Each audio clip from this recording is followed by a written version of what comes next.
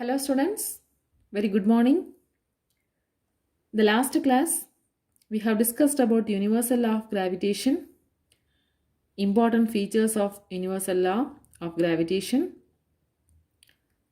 then Newton's inverse square law. I told you to learn two short answers and two long answers. Isn't it? State universal law of gravitation.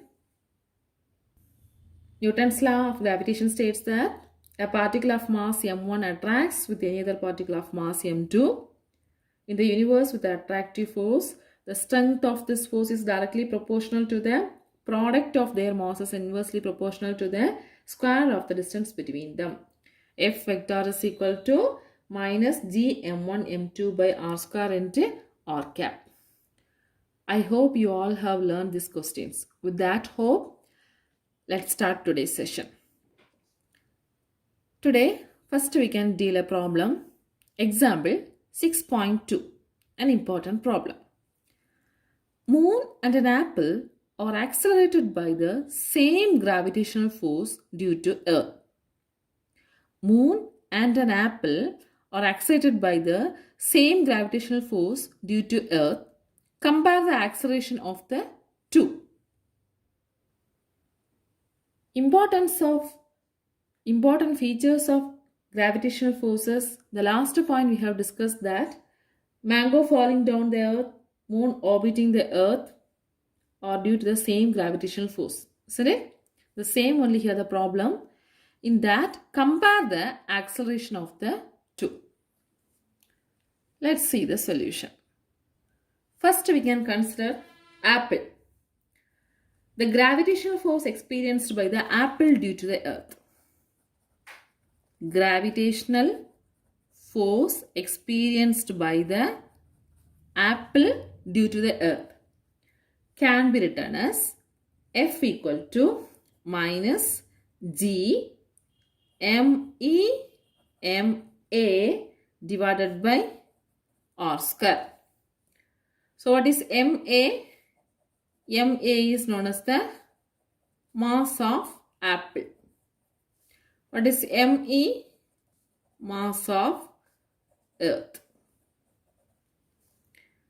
Then capital R is nothing but radius of the earth.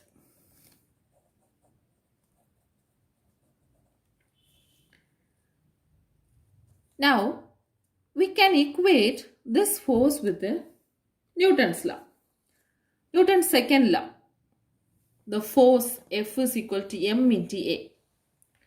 According to Newton's second law, we can write the force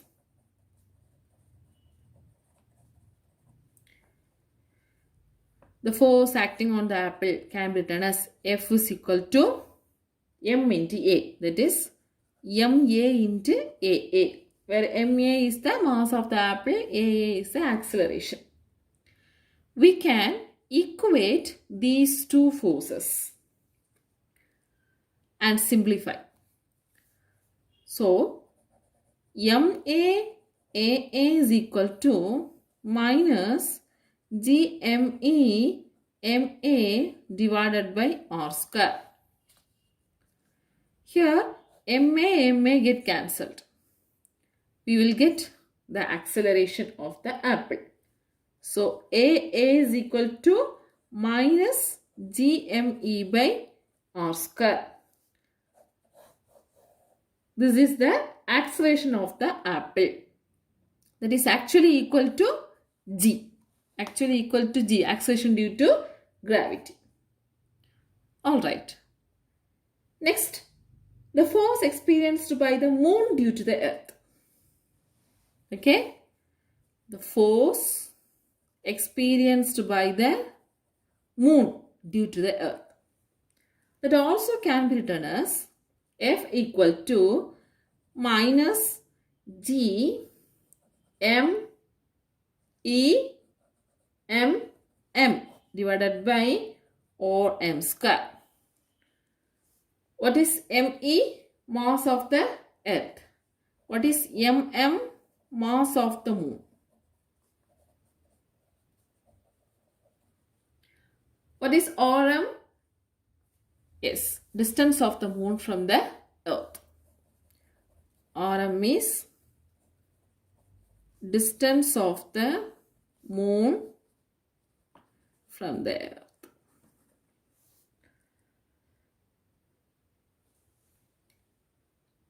Here also we can use the Newton's second law. According to Newton's second law, the force acting on the moon can be written as F is equal to mm into am.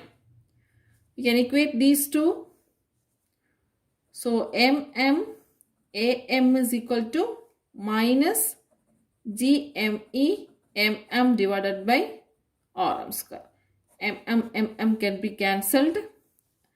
So am is equal to minus gme by rm square.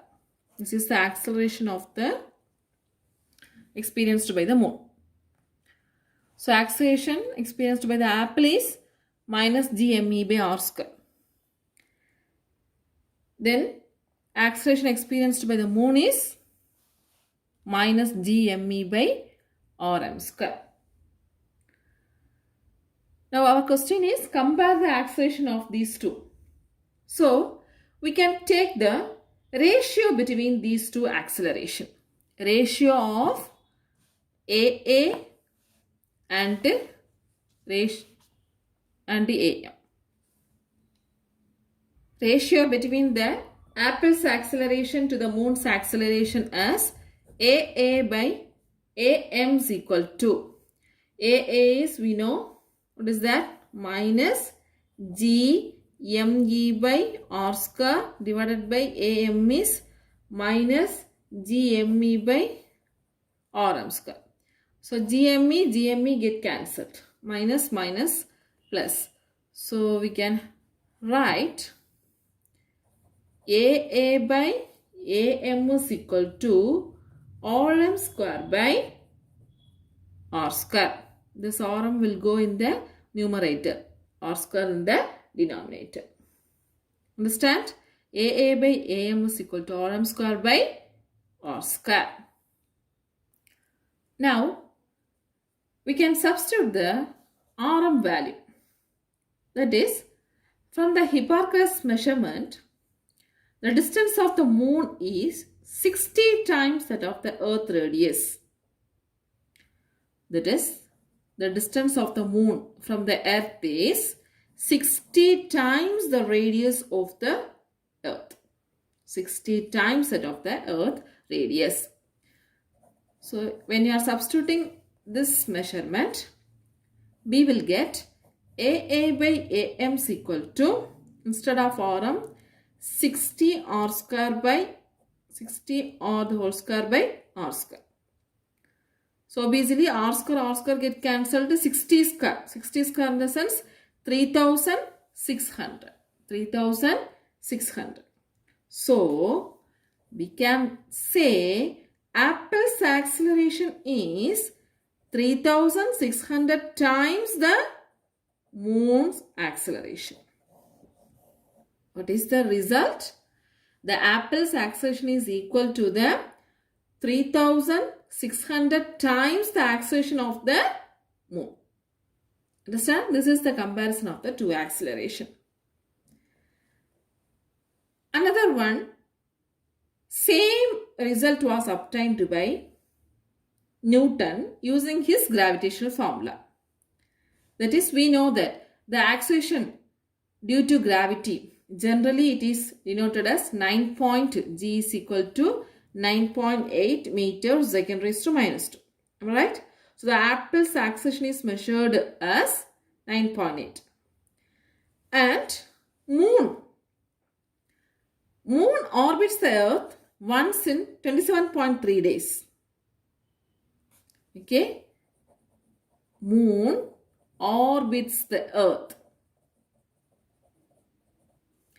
once in 27.3 days. So moon will take 27.3 days to complete to rotate earth. So we can have the acceleration of the moon by using the centripetal formula, centripetal acceleration formula.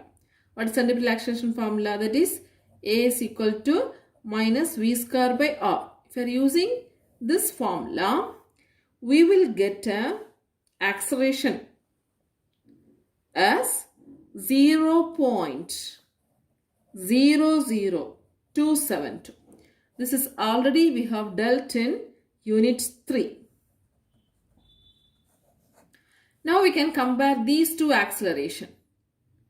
That is, acceleration of the apple to the acceleration of the moon is equal to 9.8 divided by 0.00272. If you are calculating, you will get the same answer as 3600. This is exactly what he got through the law of gravitation. Okay. So first we have got through law of gravitation. Next we have got through the Newton's gravitational formula. Understand? So moon and an apple are accelerated by the same gravitational force due to Earth. The acceleration of the apple is equal to the 3600 times the acceleration of the moon. Let's move on to the next topic. Gravitational constant. Yes, in the law of gravitation, we have used a proportionality constant G. That is known as gravitational constant. Actually, this plays an important role. The value of this G explains why the gravitational force between the Earth and Sun is greater, while the same force between two smaller objects is negligible, even between two human beings. Okay, this G explains the greater gravitational force between the Sun and the Earth, and also smaller force between the two objects or between the two human beings. This force is negligible. First, let's consider a mass which is having the value small m placed on the surface of the Earth. So this is Earth. It has the radius r, that is Re, and mass capital M E. This is Earth. Suppose a mass, an object of mass m, which is placed on the surface of the Earth. What is the gravitational force?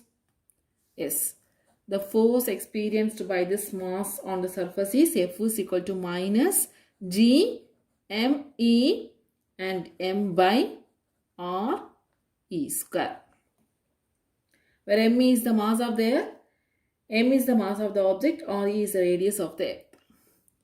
So when you are equating this with the Newton's second law, what is Newton's second law? F is equal to M into G. Okay. So mg is equal to minus gme m by r e square.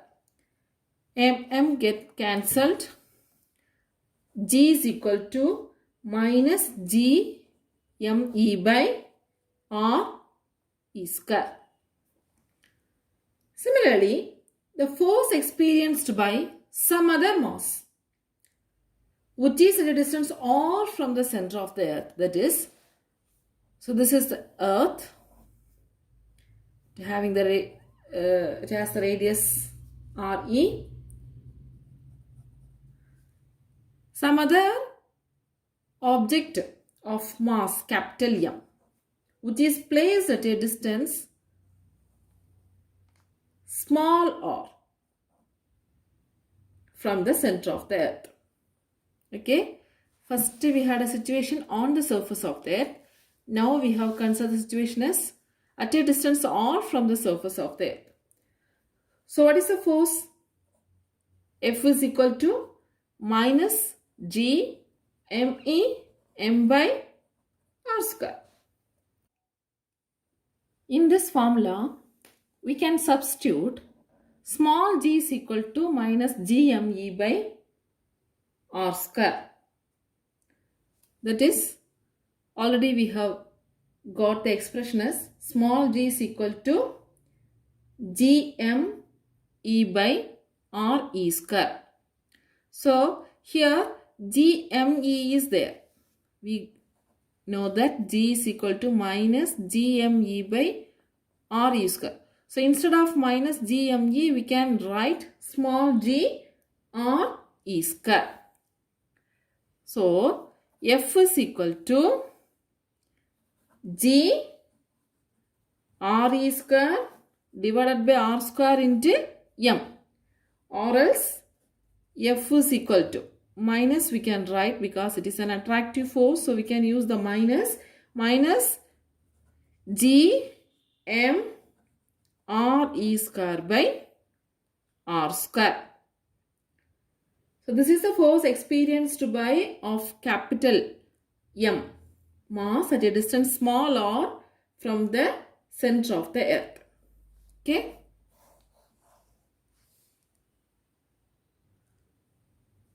Look at this expression. In this expression, there is no capital G, isn't it? The force can be calculated by knowing the value of small g even. So here the capital G is not required. Let's say first I said, so G value will determine whether the force is larger or smaller. So the gravitational force between the earth and sun is greater, but the gravitational force between the two smaller objects is negligible. In this expression, we are not using capital G. Okay. First, we have got the force formula for the mass on the surface of the earth as F is equal to minus gme m by re square. Here, this expression includes capital G. Okay. But the next concept, the mass at a distance r from the center of the earth, F is equal to minus gm re square by r square. Here the capital G is not required. And we know that what is the value of G? Actually, in the year 1798, Henry Cavendish experimentally determined the value of gravitational constant G by using a torsion balance. He calculated the value of G to be equal to 6.75 into 10 power minus 11 Newton meter square kg raised to minus 2. Using modern techniques, a more accurate value of G could be measured.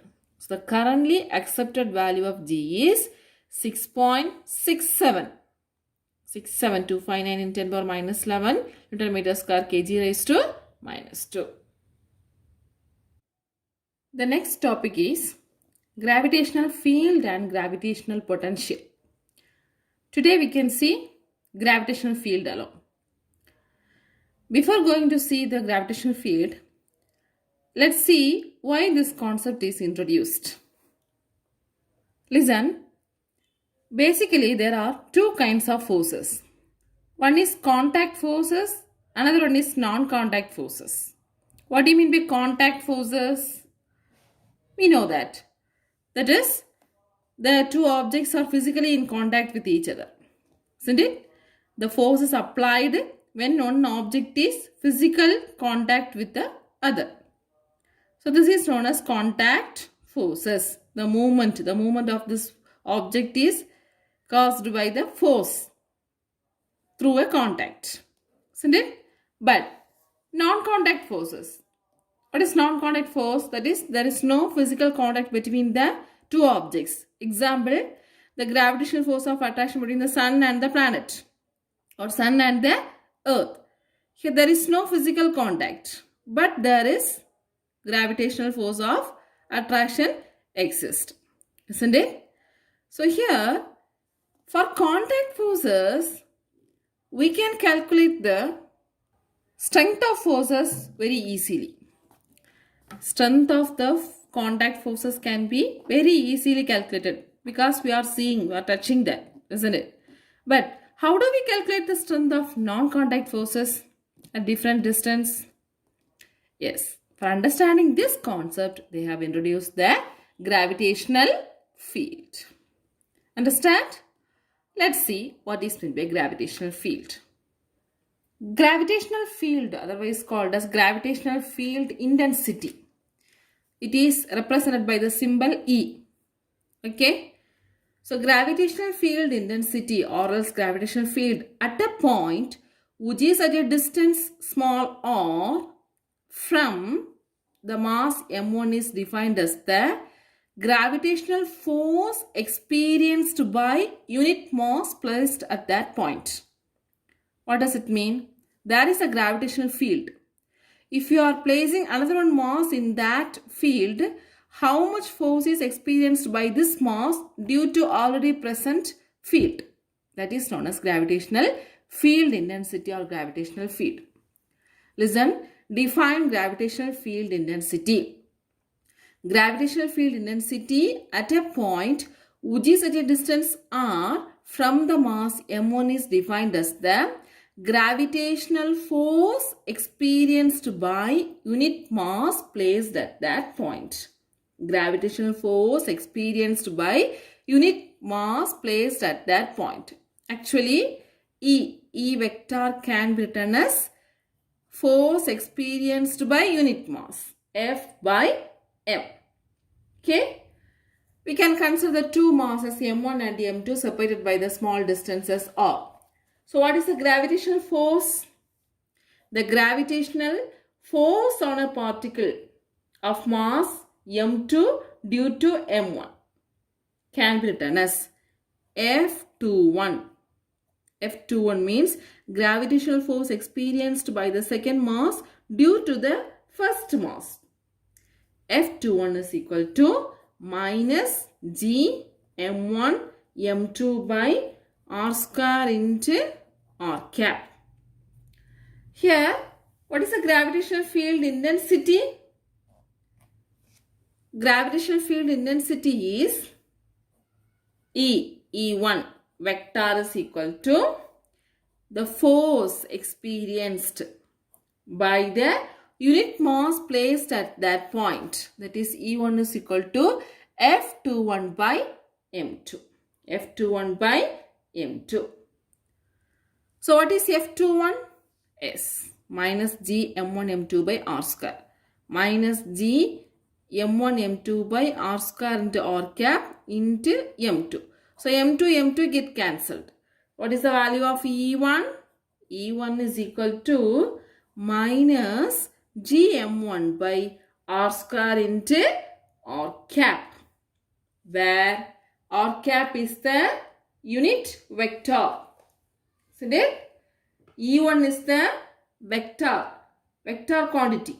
Gravitational field intensity is a vector quantity which is pointing towards the mass M1. And the distance R which is along the line between M1 and M2. Understand? So generally this gravitational field intensity can be written as E vector is equal to minus Gm by R square into R cap. That is, here there is a mass, capital M, and there is a gravitational field region. In that region, we are placing another one mass of M. So it is placed at a distance of small r. Okay. Now at the point P, the mass small m is located. Here, the mass m interacts with the field E because of the gravitational force of attraction. Understand? So the gravitational field E vector is acting towards this mass. Gravitational field is acting towards this mass. It is independent of this mass, but it is explained with the force experienced by this mass. The direction is acting towards this mass. Understand? So the gravitational field is minus Gm by R square into R cap, or else the gravitational force, we know that E is equal to F by M. So what is the gravitational force? F is equal to m into E. The gravitational force experienced by small m due to capital M is F vector, or Fm vector is equal to m into E vector. Here also we can equate this force with the Newton's second law. F equal to m into A. What we will get? Ma is equal to me. So m gets cancelled. A vector is equal to E vector. A vector is equal to E vector. What is that? The gravitational field at a point is equivalent to the acceleration experienced by the particle at that point. Understand? So the non-contact forces, the non-contact interaction between the two masses can be explained by using the gravitational field concept. So here you have to learn the short answer. Define gravitational field intensity. What is that? Define gravitational field intensity. Gravitational field intensity, or else gravitational field at a point which is at a distance r from m1 is defined as the gravitational force experienced by unit mass placed at that point. E is equal to F by m. It is a vector quantity, and also it can be written as generally E is equal to minus gm by r square into r cap. Let's see some of the points to be noted. That is, first point, we know that force formula is minus gm1 m2 by r square, and the gravitational field intensity formula is minus gm by r square. So here the distance and the field are inversely proportional. So what is the meaning? When the distance increases, the magnitude of E decreases. The strength of the gravitational field decreases when we move away from the mass. Okay? Look at this figure. The strength of gravitational field lines decreases with the distances. So here, this is the mass, and the points P, Q, R is noted here. So here, the gravitational field at a point P is EP, Q is EQ, and R is ER. At what point the gravitational field becomes greater? Yes, we know that when the distance increases, field decreases. So obviously, ER is greater than EQ, is greater than EP. Am I right? Or else we can write EP less than magnitude, okay? So the magnitude of EP is less than magnitude of EQ, less than magnitude of ER. So when the distance increases, field decreases. Second concept, actually this field is introduced for a mathematical tool initially, but later it is understood as it is a real physical quantity. Real physical quantity, it carries energy and momentum. And also this concept, the concept of field is used for understanding the behavior of charges. The next one, what is the unit of gravitational field? We know that force per mass, E is equal to F by m. So the unit of force is Newton, mass unit is kilograms. Newton per kilogram, or we can write meter second raised to minus 2. This is also one of the formula, because we have proved that A equal to E. So the acceleration unit also we can use it for this gravitational field intensity. Let's see the superposition principle for gravitational field. Superposition principle for gravitational field. Consider n particle of masses m1, m2, etc. mn. Mn, that is n number of masses, which is distributed in the space at a positions r1, r2, r3, etc. with respect to a particular point. Okay. Then what is the total gravitational field? The total gravitational field at a point P is equal to the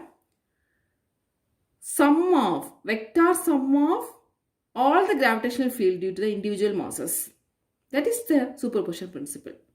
That is, we have considered a particle, consider the particles, n number of particles have masses m1, m2, etc. mn, which are at the distances r1, r2, r3, etc. rn from a particular point P. Okay? And here, we are going to calculate the gravitational field. The total gravitational field at a point B due to all the mass is given by vector sum of the gravitational field due to individual masses. E1 plus, E2 plus, E3 plus, etc. En. So this principle is known as superposition of gravitational fields. Superposition of gravitational fields. So E total can be written as what is E1 minus Gm1 by R1 square into R cap. That is, mass M1 is at a distance R1. Then minus E2 is Gm2 by R2 square into R cap. Minus etc. That is the gravitational field due to second mass. Minus Gm1 by Rn square into Rn cap. So this can be written as minus the whole sigma I equal to 1 to n G mi by Ri square into Ri cap. G mi Ri square by Ri square into Ri cap. Okay. Suppose in the case of, instead of discrete masses, separate masses, we have continuous distribution of masses. That is a practical thing. There will not be a discrete masses. There will be continuous distribution. So in that, we should introduce a concept of integration. Integration. Okay. In the book, superposition of two gravitational field intensities giving resultant field is given. That is, this is mass m1, this is mass m2. And with respect to the point P, the mass m1 is at a distance r1. Mass m2 is at a distance r2. Okay. So the gravitational field E1 is acting this direction, E2 is acting this direction. What is the total? Here two vectors are acting this direction. So obviously the total will be acting in this direction. Understand? That is the triangle law of addition.